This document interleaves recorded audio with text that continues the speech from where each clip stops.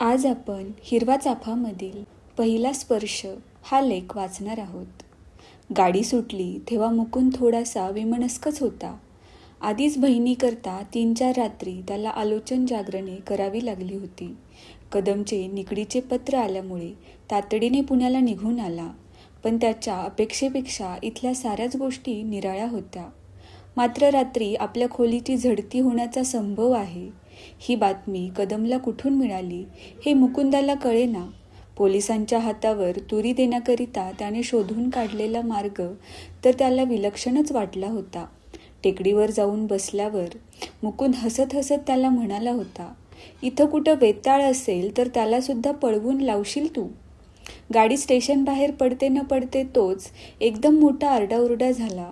गाडीला धक्का बसला आणि ती थांबली. मुकुंदला वाटले कुणीतरी गाडीखाली सापडले असावे. गाडी थांबताच डब्यातून भराभर उतरून लोक पुढच्या बाजूला धावू लागले. रक्तपात पहावयाची रानटी हौस अजूनही मनुष्याच्या रक्तात आहे असा विचार मनात येऊन मुकुंद स्वतःशीच हसला. आपण उठावे असे त्यालाही वाटले, पण अपघात झालेल्या मनुष्याला मदत करण्याचा प्रश्न नसल्यामुळे तो जागच्या जागी बसून राहिला. त्याच्याजवळ बसलेल्या पठाणाला मात्र लोकांची गर्दी पाहून गप्प बसवेना. खाडकन दार उघडून तो बाहेर गेला. नुसता गलका ऐकू येत होता, पण त्यावरून मुकुंदाला काहीच बोध झाला नाही. लगेच लोक गाडी सुटेल या भीतीने आपल्या डब्याकडे परत धावू लागले. मुकुंदाच्या डब्यात पलीकडच्या बाजूला 2 उतावळे प्रेक्षक शिरले. पहिला निराशेने म्हणाला, उगीच धावत गेलो बुवा. आपल्या टक्कल पडलेल्या डोक्यावरून हात फिरवीत जवळच बसलेल्या वृद्ध गृहस्थांनी विचारले, काय झालं होतं? काय होणार? 2nd क्लासचा एक उतारू राहिला होता स्टेशनावर, त्याच्यासाठी थांबविली गाडी. हाच 3rd क्लासचा असता तर? असा प्रश्न करून वृद्ध गृहस्थ आवेशाने सांगू लागले, माझ्यावरच मागं प्रसंग आला होता असला. आमची सौभाग्यवती चढली गाडीत आणि सामान देण्याच्या धांदलीत मी राहिलो खाली. खूप आरडाओरड केली, पण 2nd क्लास तो 2nd क्लास आणि 3rd क्लास तो 3rd क्लास. मुकुंदाजवळ बसलेला पठाण आपला एक सोबती घेऊन आत आला. त्याच्याकडे मुकुंदाने पाहिले. ते दोघे कुठल्या तरी खूपसुरत मुलीविषयी बोलत होते. मुकुंद दुसरीकडे पाहू लागला व क्षणात विचारमग्न झाला. त्याच्या डोळ्यांवर मधून झापड येई, पण ती उडवून लावण्या इतका त्याच्या मनातल्या विचारांचा कल्लोळ मोठा होता. त्याच्या अर्धवट मिटलेल्या डोळ्यांपुढून भराभर स्मृतिचित्रे जात होती. शिरगावच्या शाळेतून जगन्नाथ शंकरसेठ आल्यावर तो पहिल्यांदा पुण्यावरून मुंबईला गेला. तो प्रवास त्याला आठवला. मुंबईची मुळीच माहिती नाही. भाऊजी स्टेशनवर आले नाहीत तर आपल्याला त्यांचे बिराट कसे सापडेल या काळजीत आपण होतो. पण काळोखी रात्र असूनही तो प्रवास किती मौजेचा वाटला होता आपल्याला. आपल्या भावी आयुष्याचे चित्र रंगविताना आपण किती निरनिराळ्या सुंदर रंगांचे त्या एका रात्रीत मिश्रण केले होते. आपण प्रोफेसर होऊ, परदेशी जाऊन आपली बुद्धिमत्ता दाखवू, ग्रंथलेखनाने कीर्ती मिळवू, आपली सुशिक्षित पत्नी कोकणातील आपल्या घरी जाईल तेव्हा किती आश्चर्यचकित होईल. 1 ना 2 कितीतरी कल्पना त्या रात्रीच्या प्रवासात आपल्या मनात नाचून गेला. भविष्य काळाच्या बागेत फुलणाऱ्या फुलांचा सुगंध होता तो. ती फुले कधीच उमलली नाहीत आणि काटे मात्र. गाडी स्टेशनात आल्यामुळे लहानसा धक्का बसला. मुकुंदाने डोळे उघडले. आपल्या अंतर्मनाच्या स्वच्छंदीपणाचे त्यालाच हसू आले. वणव्यात गवताप्रमाणे आंब्याची झाडेही जळून जायचीच हे त्याचे आवडते वाक्य त्याला आठवले. लक्ष दुसरीकडेच जावे म्हणून तो त्या 2 पठाणांचे बोलणे ऐकू लागला. जवळजवळ कुजबुजतच होते ते. अजूनही ते त्या मुलीविषयीच बोलत असावेत. बाजारातल्या वस्तूप्रमाणे तिची किंमत किती येईल याबद्दल पैज लागत होती त्यांच्यात. मुकुंदाचे लक्ष आपल्याकडे आहे असे पाहताच ते चपापले व गप्प बसले. चहा साहेब म्हणून विचारीत एक मुलगा हलणाऱ्या डब्यातून तोल सांभाळीत गेला. त्याच्या पाठोपाठ चहा पिण्याचे दुष्परिणाम हे पुस्तक विकण्याकरिता कफनी घातलेले एक गृहस्थ आले. चहा पिऊ नका म्हणजे स्वराज्य मिळेल असे ते जेव्हा मुकुंदाला समजावून सांगू लागले तेव्हा त्याला आपले हसू आवरणे अशक्य झाले. ते गृहस्थ निघून गेल्यावर तो गाडीच्या तालावर हलणाऱ्या समोरील भागाकडे उगीच पाहत राहिला. पलीकडे बसलेल्या एका मुलीकडे पाहताच त्याला सुलभेची आठवण झाली. आपली बहीण कशी असेल? सुलभा तिच्या शुश्रूषेला राहिली असेल की कंटाळून परत गेली असेल? हे त्यालाच नक्की ठरविता येईना. कालची आपली वागणूक वेडेपणाची होती असे त्याला वाटले. आपण पुण्याला जाणार हे पाहताच सुलभेने आपल्या बहिणीपाशी राहण्याचे कबूल केले. हा तिच्या मनाचा थोरपणा. पण उभ्या जन्मात असल्या चाळीत तिने 1 तास तरी काढला असेल काय? लहानपणीचा स्नेह स्मरून ती अगत्याने आली. आपल्या बहिणीला इंजेक्शन देऊन आराम मिळावा अशी व्यवस्था तिने केली. एवढ्यावरच आपण संतुष्ट व्हायला हवे होते. सुलभेच्या हट्टी स्वभावाच्या आठवणी त्याच्या डोळ्यांपुढे उभ्या राहिल्या. एका भाऊबीजेला तिने आपल्याला घरी बोलावले. घरच्या मोलकरणीचा भाचा म्हणून आपल्याला बाहेरच फराळाला बसावे लागेल अशी आपली कल्पना होती. जावे की न जावे याचा कितीतरी विचार केला आपण त्यावेळी. शेवटी सुलभेचे मन मोडायचे नाही म्हणून आपण गेलो. ती आपल्याबरोबरच फराळाला बसली. मावशीसुद्धा तिला काही बोलल्या नाहीत. संध्याकाळ झाली तरी मनोहरचा पत्ताच नव्हता त्या दिवशी.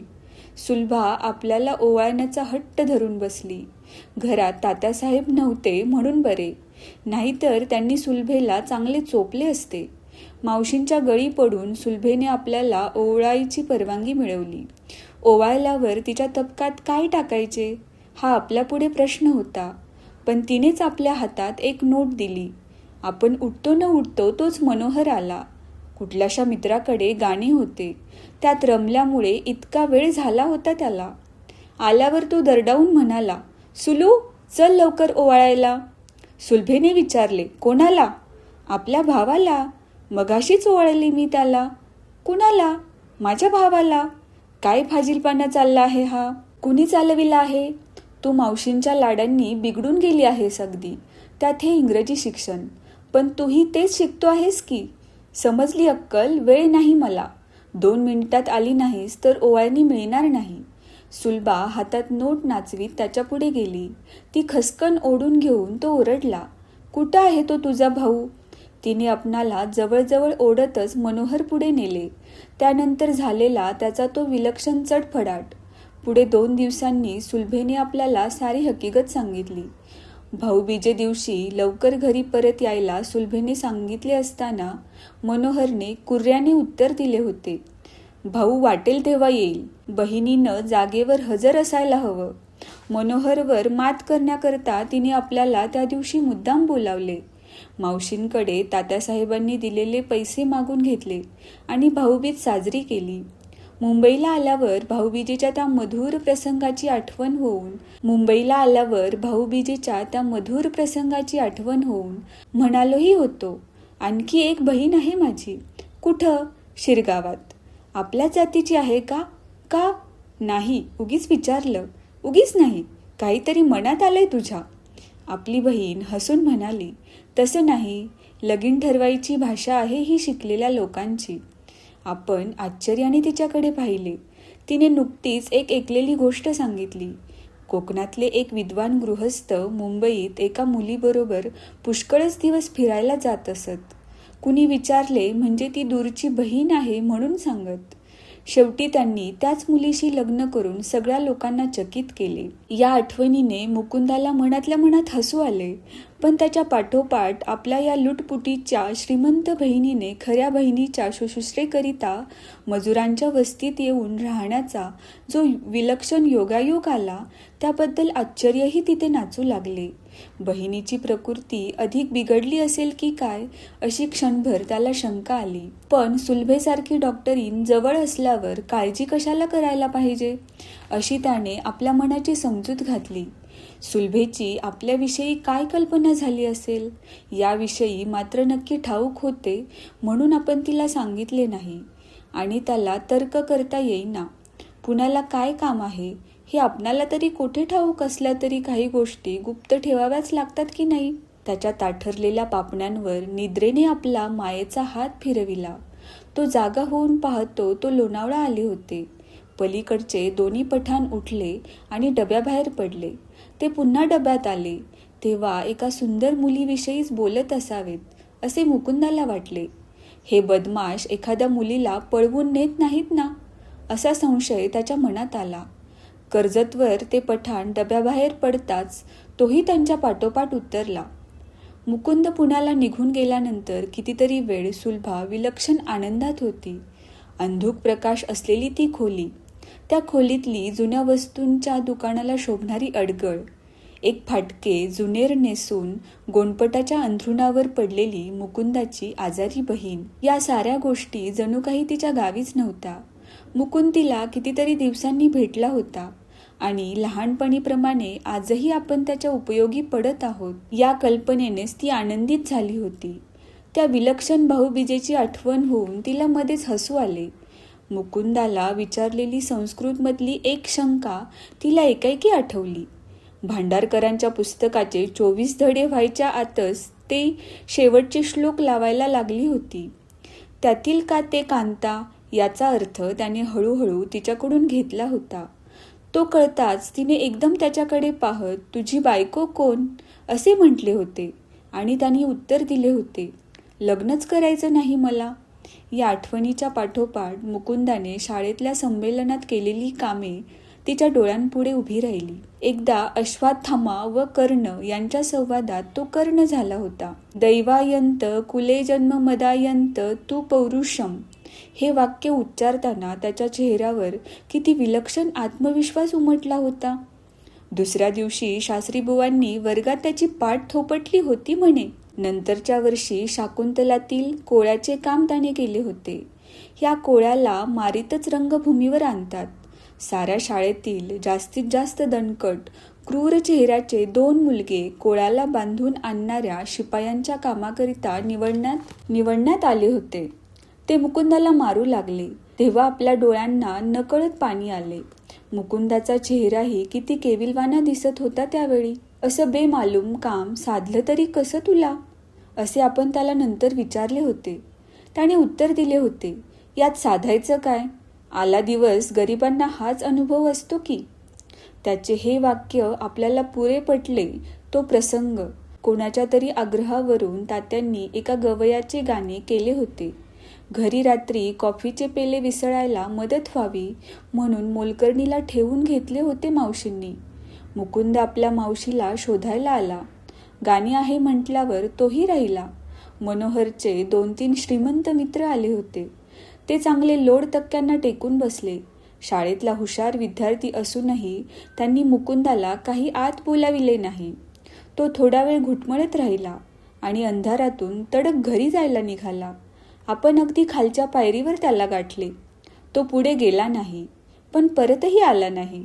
गाणे संपेपर्यंत आपण दोघेही त्याच पायरीवर बसून राहिलो. नंतर कॉफी प्यायलाही तो तयार नव्हता, पण आपण अगदी गळ्याची शपथ घातली तेव्हा त्याने ती घेतली. मात्र सुलूताई, तू जन्मभर अशीच राहशील का, असे वाक्य त्याने का उच्चारले हे आपणाला त्यावेळी मुळीच कळले नाही. मुकुंदाकडे शाळेत असताना आपला इतका ओढा का होता हे कॉलेजात गेल्यावर सुलभेच्या लक्षात येऊ लागले. तिच्या अंतःकरणातील महत्त्वाकांक्षेची ज्योत न कळत त्याने प्रज्वलित केली होती. इंग्रजी 2रीत जाईपर्यंत एका श्रीमंत वकिलाची दरवर्षी पास होत जाणारी मुलगी, एवढीच तिची शाळेत किंमत होती. वकिली, ब्रह्मविद्या, नेमस्त राजकारण इत्यादी अष्टावधाने सांभाळताना तात्यासाहेबांच्या नाकी नऊ येत. त्यामुळे मुलांच्या अभ्यासाचा पत्ता त्यांना वार्षिक परीक्षेच्या निकालाच्या दिवशी लागे तेवढाच. मनोहर सरस्वती देवीच्या हातातल्या विणेवर लुब्ध असला तरी त्या आयुर्देवतेने इंग्रजी भाषेच्या नादाला का लागावे हे कोडे त्याला कधीच उलगडले नाही. विणावादनाचा गणिताशी काय संबंध आहे हा प्रश्नही त्याला असाच सतावून टाकी. त्याला चित्रे साधारण बरी काढता येत असत. तो नेहमी म्हणे की मी मोठा झाल्यावर सरस्वतीचे एक अपूर्व चित्र काढणार आहे. त्यात सरस्वती ही एक म्हातारी बाई दाखवायची. तिच्या हातात विणेऐवजी छडी द्यायची. तिला मोरावर न बसविता मोठ्या मोठ्या कोशांच्या आणि जाड्या जाड्या पुस्तकांच्या राशीवर बसवायची. मनोहरचा अभ्यासाशी असा 36चा आकडा असल्यामुळे सुलभा प्रथम अभ्यासाविषयी उदासीनच असे. पण ती 2रीत असताना बक्षीस समारंभाच्या वेळी टाळ्यांच्या कडकडाटात साधा पोशाख असलेल्या मुकुंदाने आपल्या वर्गातले पहिले बक्षीस घेतलेले तिने पाहिले. आपल्या मावशीबरोबर मुकुंद तात्यासाहेबांच्या घरीही मधून जाई. पुढे तर सुलभेला त्याची मदतही होऊ लागली. मुकुंद आपल्या आयुष्यात आला नसता तर आपण मॅट्रिकसुद्धा झालो नसतो. कुठच्या तरी वकिलाची अगर डॉक्टरची बायको होऊन त्या नात्यावर एखाद्या गावंड्या गावात वकिलीनबाई अगर डॉक्टरीनबाई म्हणून मिरवीत बसलो असतो, असे तिला कॉलेजात गेल्यावर अनेकदा वाटे. पण पुढे मुकुंदाची मावशी मेल्यापासून तो कुठे आहे, काय करतो हे तिला कधीच कळले नाही.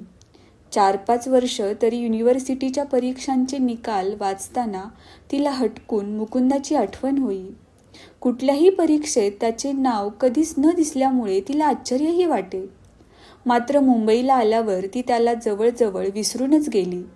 पुढे विजयचा परिचय हळूहळू वाढत गेला आणि मुकुंद हे सुलभेच्या आयुष्यातले एक स्वप्न ठरले. आज एकाएकी ते स्वप्न पुन्हा सत्यसृष्टीत उतरले होते. मुकुंदाची बहीण जागी झाल्यामुळे सुलभेची विचारशृंखला तुटली. सुलभा कोण आहे हे कळताच कृतज्ञतेने तिच्या डोळ्यात पाणी उभे राहिले. तिला स्वस्थपणा मिळावा म्हणून सुलभा दार लोटून बाहेर आली.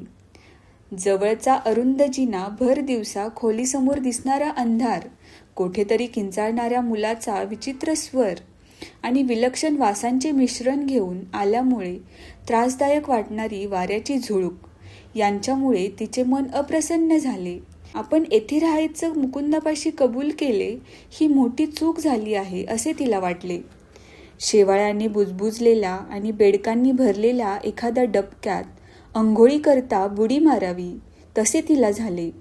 इतक्यात एक म्हातारी कागद वाचून घेण्याकरिता तिच्याकडे आली. तो कागद म्हणजे एक मोडी कार्ड होते.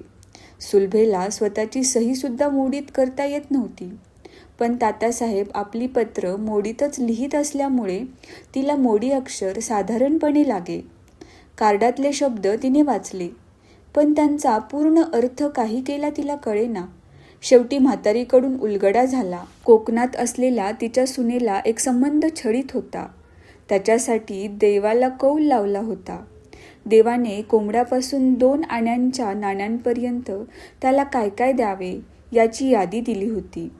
मुंबईहून पैसे येता संबंधाला संतुष्ट करता येईल हा त्या पत्रातला मजकूर वाचून होताच सुलभेचे मन खिन्न झाले. तिच्या जगापेक्षा हे जग सर्वस्वी भिन्न होते. डॉक्टरीन होऊन गोरगरिबांना स्वस्त औषधे देण्याचे आपले ध्येय किती संकुचित आहे याची या बोटभर पत्राने तिला जाणीव झाली.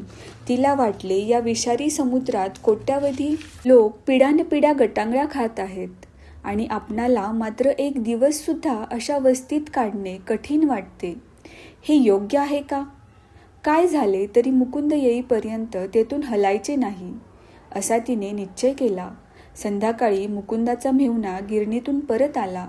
मुकुंद पुण्याला गेल्याबद्दल 4 शिव्या हसडायलाही कमी केले नाही त्याने. त्याच्या बायकोने त्याला खुणावले नसते तर तो आणखी पुष्कळ बडबडत राहिला असता. सुलभेची अडचण होऊ नये म्हणून तो खोलीबाहेरच निजला. पण त्या खोलीत सुलभेला झोप येणे शक्यच नव्हते. तुरुंगातल्या कोठडीत एकदम नेऊन टाकावे तसे तिला झाले होते. नुसते पडून राहावे ना म्हणून मुकुंद दुपारी ज्या ट्रंकेतून थोडंसं सामान घेऊन गेला होता त्या ट्रंकेत काही पुस्तके असली तर पाहावी या इच्छेने ती उठली. ट्रंक उघडीच होती. 2-3 इंग्रजी पुस्तके मिळाली, पण नावावरूनच ती तिला नकोशी वाटली. काहीतरी वृक्ष चर्चा असावी यांच्यात. पुस्तके शोधता शोधता एक जाड नोटबुक तिच्या हाताला लागली. मुकुंद एखादी कादंबरी तर लिहित नाही ना अशी शंका तिला आली. असे असेल तर आपला थोडा वेळ तरी गमतीने जाईल म्हणून तिने ती वही उघडली. दिव्यापाशी जाऊन तिने पहिल्याच पानावरील वाक्य वाचली. ज्याला हृदय असेल त्यानेच हे लिहिणाऱ्याच्या परवानगीने वाचावे. सुलभेला हसू आले. तिची जिज्ञासाही वाढली. तिने मधलेच एक पान उघडले व ती वाचू लागली. तरुणीच्या अंगाचा पहिला स्पर्श किती उन्मादक असतो ते आज कळले मला. निसर्गाला मनुष्याने गुलाम केले आहे असे आम्ही अभिमानाने म्हणतो, पण मनुष्य मात्राचा हा अभिमान अगदी व्यर्थ आहे. हे तिला पुरेपूर कळून चुकले. त्या सुंदर मुलीला खोलीत घेऊन आल्यापासून सुलभेने ते नोटबुक मिटून टाकले. क्षणार्धात मुकुंदाविषयी एक प्रकारचा तिरस्कार वाटू लागला. सारी रात्र तिने तळमळत अंथरुणावर काढली. सकाळी एकदम येथून निघून जावे असे तिच्या मनात आले. पण मुकुंद आल्यावरच जाण्यात आपला विजय आहे या भावनेने ती तिथे राहिली. एक दिवस जाणून बुजून आपण हा तुरुंगवास पत्कारला या कल्पनेने ती सर्व व्यवहार पार पाडित होती. गाडीची वेळ होताच तिचे मन अधीर होऊन गेले. त्या तरुणीविषयी मुकुंदाला काहीतरी टोमणा देऊन मगच येथून जावे असा विचारसुद्धा तिच्या मनात आला, पण तो क्षणभरच. जिन्यावर पावले वाजली. मुकुंद तर वर येत होताच. सुलभा चकित झाली. तो एका सुंदर तरुण मुलीला बरोबर घेऊन आला होता. सुलभेला पाहताच ती मुलगी झटकन पुढे आली आणि हसत हसत म्हणाली, लहानपणी पोटभर लपंडाव खेळला नव्हता वाटतं सुलभाताई. सुलभा तिच्याकडे पाहतच राहिली. ती मुलगी मान डोलावीत म्हणाली, तुमच्यासाठी विजय उतरले पुण्याला आणि तुम्ही तर इथे मुंबईला. सुलभा गोंधळात पडलेली पाहून मुकुंद म्हणाला, या केशरबाई, या तुमच्या कोण?